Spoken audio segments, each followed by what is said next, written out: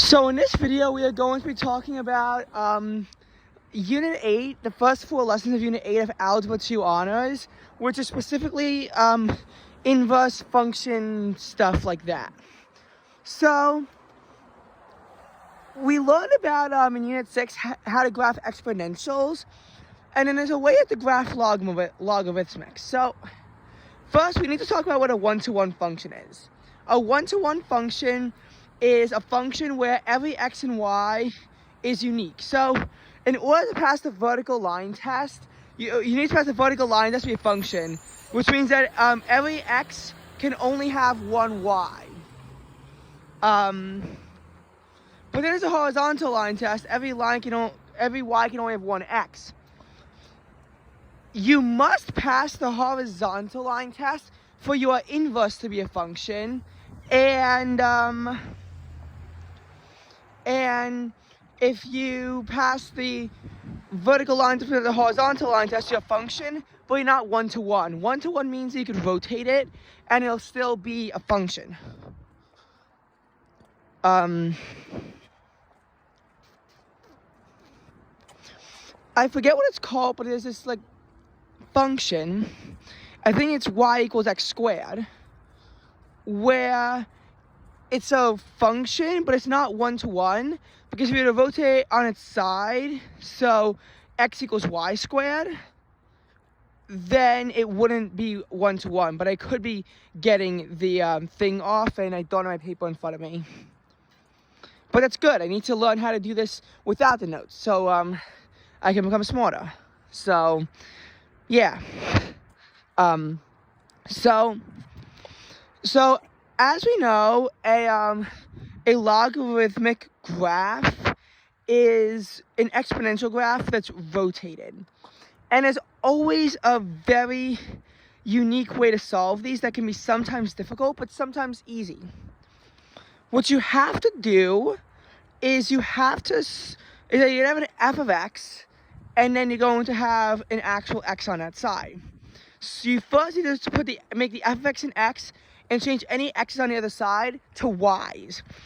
Then you need to find a way to isolate the y, and change that to f to the negative 1 x, and then write what you have. There's also going to be these functions where you need to know like f of x and g of x and h of x. You could have both numbers and letters in that. Both numbers and letters you could have in that.